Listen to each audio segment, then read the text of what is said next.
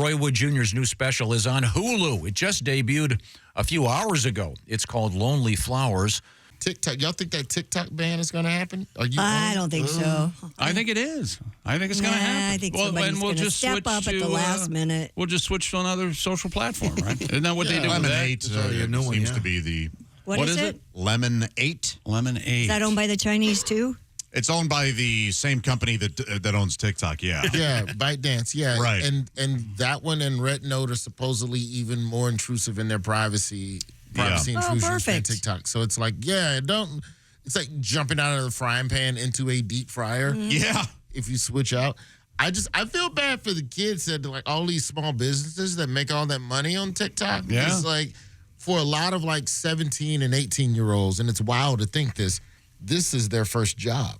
Yeah. And they're getting laid off. Like, it's your first layoff. They're getting their laid off. Yeah, laid off. And you don't have the people skills. And I'm not trying to bring it back to the special Lonely Flowers on Hulu. But the idea that as a teenager, that first job was your interaction with people. And this is the first, like, real adults who don't give a damn about you. Is your job. Because, like, most adults you meet as a teenager, it's the church, it's your coach, it's your teacher. We kind of like you. I had a dude named Cocaine Mike who punched me in the mouth. 17 years old. Not a slap, a punch. A full came from downtown. And I deserved it. Oh, okay. I deserved it. We got into an argument at work about, work ethic and all of that stuff. And I'm a better person because of that. And that's what I think the kids are going to miss from TikTok is because now we got 20-year-olds who are filthy rich and they had to work fast food, dang it.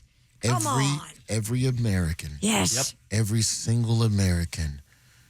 Military service for 1 year or fast food for 3. Yeah. Oh. Amen. Not bad. Amen. Somewhere with a deep fryer. It doesn't have to be a drive-thru. I don't want to put you in danger. Yeah, or a slicer. Yeah, a Arby's. deep fryer slicer. Somewhere where you have to show some sort of There you go. I was an Arby's responsibility. girl. You have to, a piece of equipment you have to be checked out on before you can work on. What about Chipotle? Does that count? No. No, count. too kind. It's not enough. You've seen Chipotle employees. They got Chick-fil-A vibes. You're not going to. They do. You're not going to get character in this place. You need to go to a Popeyes. Yeah. So my son is obsessed with aviation. Yeah. I didn't know this. Henry Ford tried to make airplanes for a while. There were Ford airplanes for a quick minute. Yeah. And then the Depression happened, and he had to fall back and just focus on cars again because the market had gotten weird. And then that's how Boeing and McDonnell Douglas gotten together. How old's your son now? He's 8 now, man. Oh, my gosh. We went to space camp down in Huntsville. Shout out to space camp. Awesome. Where you spend the night cool. and you do the whole astronaut training and stuff. And then the more I thought about it after I paid money, and then you sleep in the actual, like they have like barracks or whatever. And it's great for an 8-year-old. Oh, I bet. I'm 46.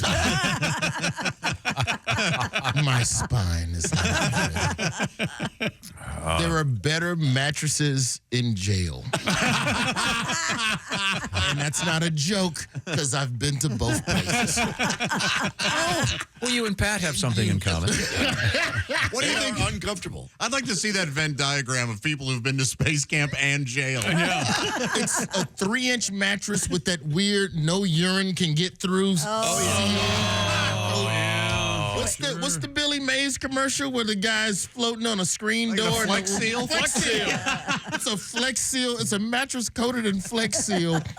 And then you just wake up every day and for like 14 hours you walk around this beautiful campus and they teach you everything there is to know about space travel and blah, blah, blah.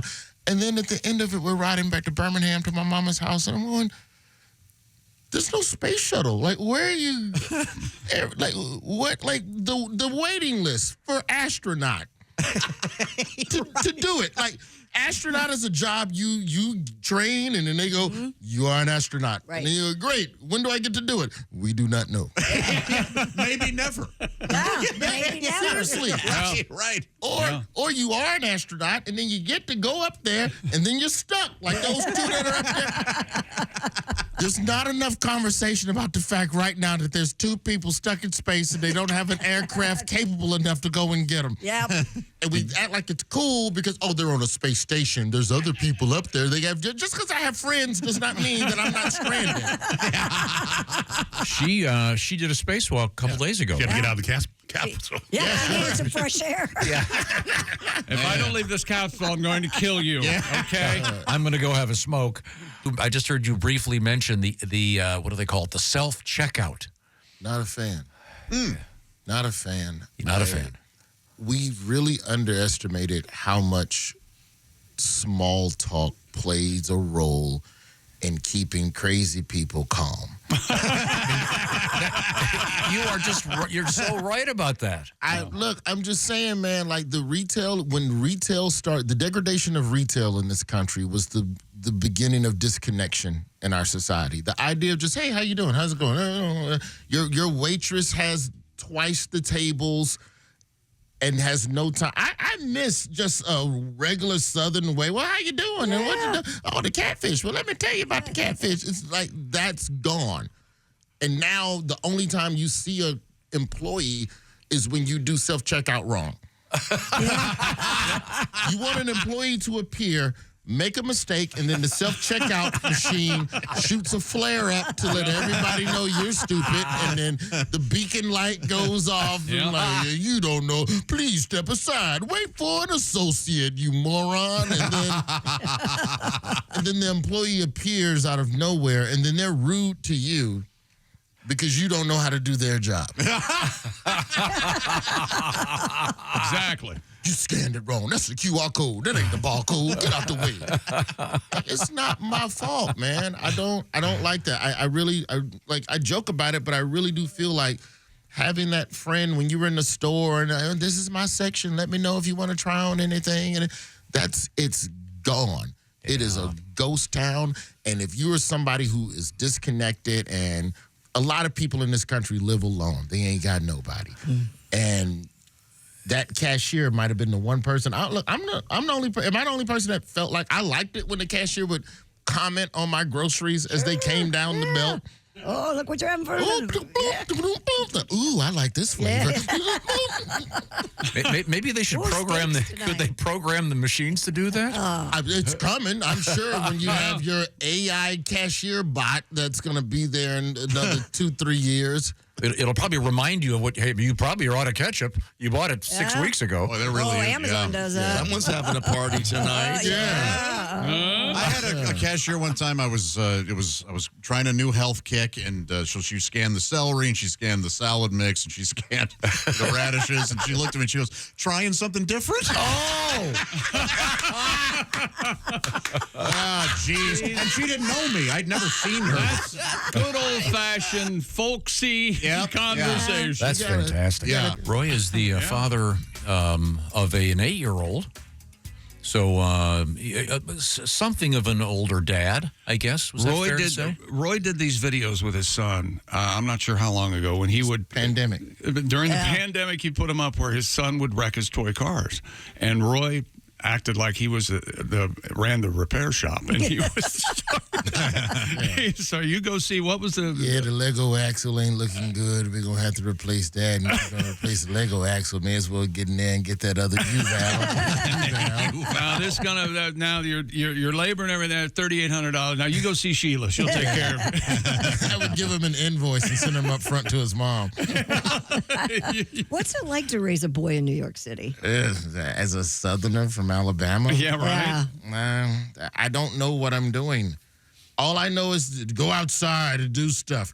But in New York, outside is kind of weird, to say the least. Like the difference between the South and like New York is that in Birmingham, you have every single thing. Like I spent every summer in Mississippi and Clarksdale. So you have crime, you have homelessness, you have traffic, you have a park. But they are all in sections of the city. New York, it's all on top of each other. So the idea of like even taking my son outside to just go to the park, it's a destination. He can't just say, I'm going to be outside. Yeah. Like one of the dopest things when I take my son home to my mom's house in Alabama, He just, hey, I'm going up the street. Right. Great. Go discover stuff. Go get chased by a dog. Get 2 mosquito bites and skin your knee. And come back in and eat pizza. That's what life should be. But, you know, he's definitely, you're forced to grow up faster in the city too, like, because your head's on a swivel. You don't know what the hell is going on, and then the cab driver's cussing at somebody. Like it's literal chaos. But he loves it because that's all he knows. Yeah. So Now, how's your mom doing? My mom's okay. She's still working. Like she's never gonna retire. I got my mom. I got her a dryer for Christmas, and I shouldn't have. Because it's one of the new dryers, and I don't know, for reference, my mom's dryer was 20 years old. Mm-hmm. The last dryer. Perfectly fine dryer, but I want to update the dryer. Well, now she went from a dryer with 2 knobs to a dryer that has 48 settings. Right. You got to talk to it through an app. You can't even just turn your dryer on. Go to your phone and check the clothing temperature. And now her complaint is that the clothes are too moist because the new dryers, because to save the earth, they don't dry them. We've been talking about this for years now. The old dryers, your clothes would be well done, and they would be sizzling like fajita. Burn yourself on your jeans. Yes. That buckle's hot. Yes. Have that button imprint on your hand. Yeah, and so her biggest complaint, and there's nothing we can do to fix it out of everything with this dryer that's beautiful and technologically advanced, is that she doesn't know when the clothes are done. Oh, okay. Because, the new dryers are very bling, bling, bling, bling. Yes. Like when they're done, when the clothes are done, it's just bling. Right. And my mom's old dryer was like a NBA buzzer beater.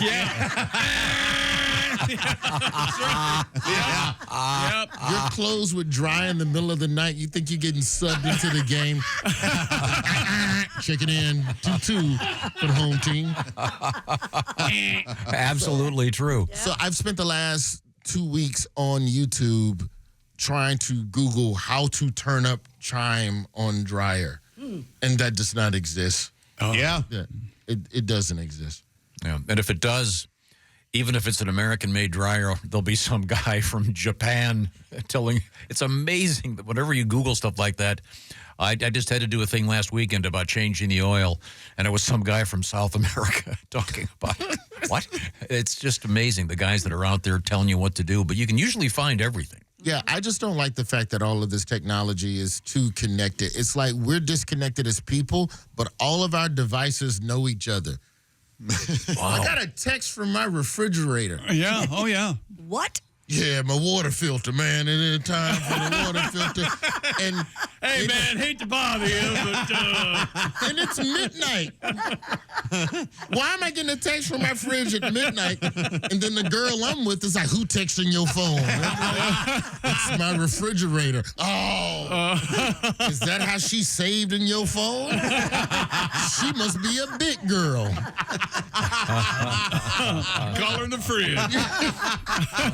I don't mind them big, but no, it's really my fridge. Well, but your point is well taken. We're all disconnected, but everything electronic isn't. That's great. Roy Wood Jr. is our guest, and that's just one of the themes he talks about in his new special called Lonely Flowers, and it's on HULU. And it was just made its premiere, I guess, at midnight.